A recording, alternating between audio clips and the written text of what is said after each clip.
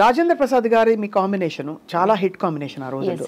So ఆయన పాత్ర మీ కెరియర్లో ఎలా ఉండేది? అంటే ఆయన ఒక సీనియర్ యాక్టరు, యాజ్ ఆర్టిస్ట్గా ఆయన నేను ఎప్పుడు కూడా నేనేంట్లేండి చాలామంది నేను ఎప్పుడు యాజ్ ఆర్టిస్ట్గా ఆయన ఏమంటానంటే ఆయన ఒక మండుతున్న కట్టె.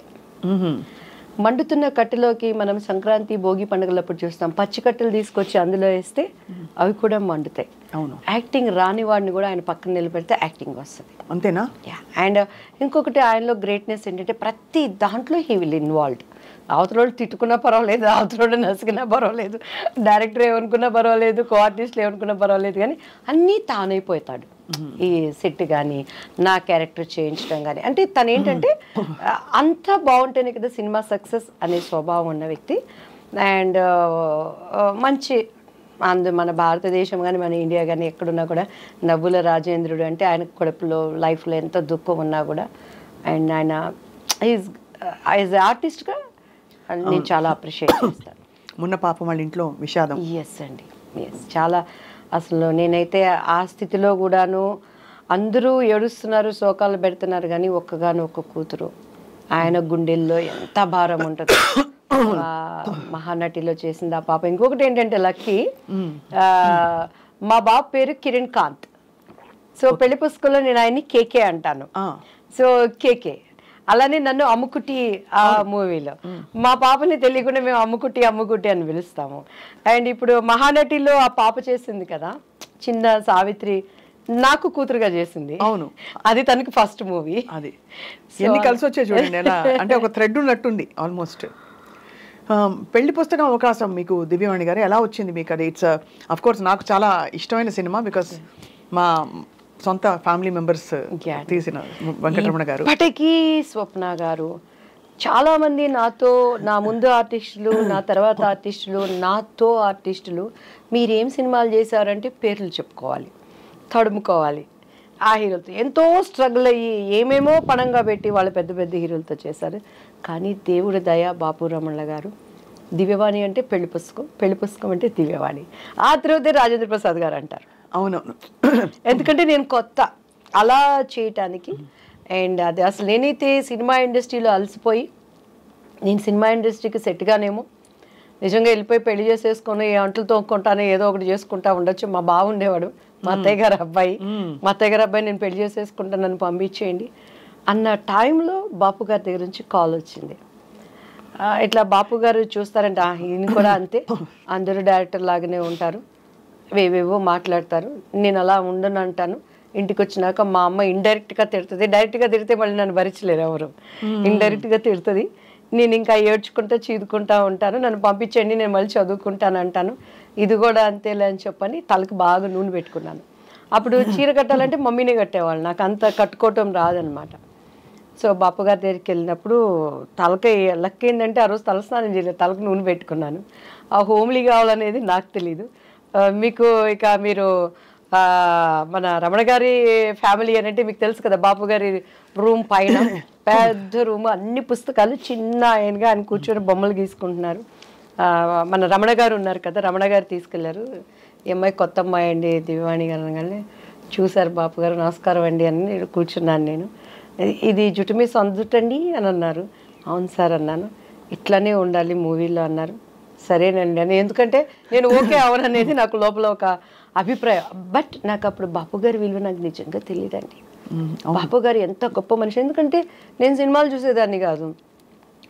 ఈ క్వార్టర్లీ హాఫ్ ఇయర్లీ ఎగ్జామ్స్ వస్తే ఒక సినిమా, అది కూడా అప్పుడు మనకు తెలిసిన హీరోలు ఎవరు, శోభన్ బాబు, కృష్ణ. మా అన్నయ్య ఏమో కృష్ణ ఫ్యాన్స్, మేమేమో శోభన్ బాబు ఫ్యాన్స్. ఈ రెండు సినిమాలు అంటేనే ఇంట్లో అడుక్కుంటే కానీ పంపించండు మా నాన్నగారు. అట్లా నేను పెరిగిన దాన్ని లోతుగా సినిమా ఏంటి, పరిజ్ఞానం ఏంటండి. ఇప్పుడు రాజేంద్ర ప్రసాద్ గారు వీళ్ళందరూ ఏం చెప్తారు, మేము ఏంటి డబ్బింగ్ 75 పైసలకు చెప్పాము, అన్నం లేకుండా ఉన్నాము, దీని మీద కసితో వచ్చాము, సూపర్ స్టార్ కృష్ణ గారు కానీ ఇప్పుడున్న మెగాస్టార్లు కానీ. నాకు అట్లంతా నేను రాలేదు, తేపడ్డాను కాబట్టి నాకు అసలు సినిమాలు ఇవన్నీ తెలియదు అనమాట. సో బాపు గారి విలువ తెలియకుండా అప్పుడు ఆయన ఏమడిగారంటే, మా అమ్మగారు అన్నారు, మిస్సమ్మ సినిమా చూసావమ్మ అన్నారు. నిజంగా పాత సినిమాలు ఏం చూస్తాం, ఈ ట్రెండ్లో పెరిగిన వాళ్ళం మా అమ్మ ఇంకా చూస్తే ఇట్లా అన్నారు అమ్మ, అంటే చూశానని చెప్పానంటే చూశాను సార్ అన్న, నిజంగా నేను మిస్ అవ్వ చూడలేదు, అబద్ధం ప్రామిస్ అబద్ధం చెప్పాను. లేకపోతే ఇంటికి వెళ్ళినాక మొట్టికాయలు పడతాయి, పప్పు గుత్తికారుతో డబ్బులు పడతాయి, ఎవరు పడతారు ఎవరు చూసి చూశాను సార్ అన్న, కానీ సేమ్ అందులో క్యారెక్టరే మీది అని అన్నారు. అలాగే సార్ అన్నాను, నీకు కాళ్ళు చూపి అమ్మ అన్నారు. మా అమ్మాయికి ఇలా చూసాను, మా అమ్మగారు పాప ఆమె భయపడతాయి, ఈ అవకాశం అన్నా మా అమ్మాయికి రావాలి, ఏదో ఒకటి మా అమ్మాయి ద్వారా మేము ఇండస్ట్రీలో ప్రూవ్ చేసుకోవాలని కాళ్ళు చూపించాను. ఎందుకంటే ఆ మూవీలో ఎక్కువ కాళ్ళకి షార్ట్స్ ఉంటాయండి. మహానుభావులు.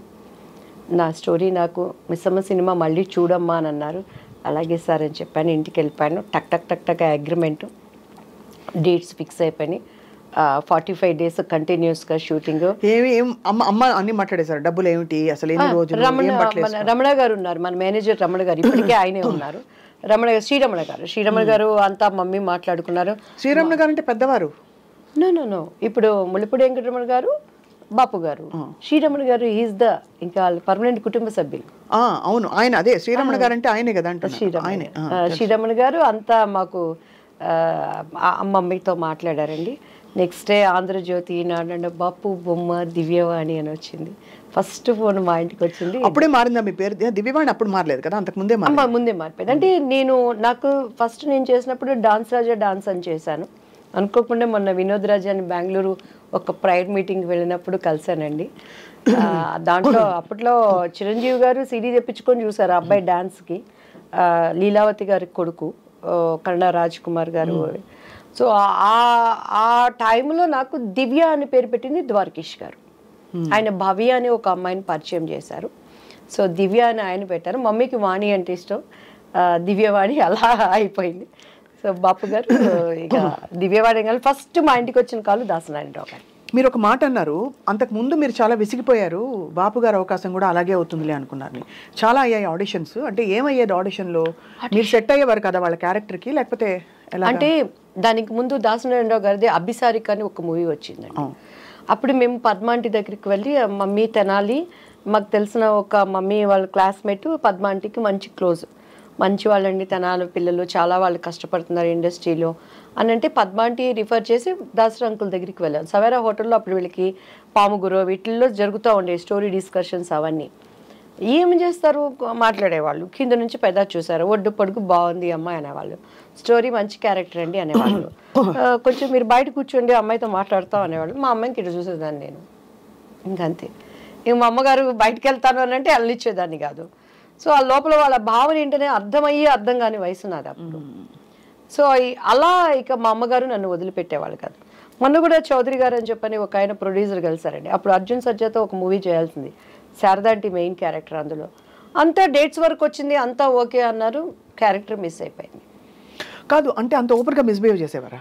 నా దగ్గర మిస్బిహేవ్ చేసి నా దగ్గర బతికి బట్ట కడతాడండి వాడు ఎవడైనా. అదే అందుకని, ఎందుకంటే ఇప్పుడు జీలో అప్పుడు ఉండేది. అదే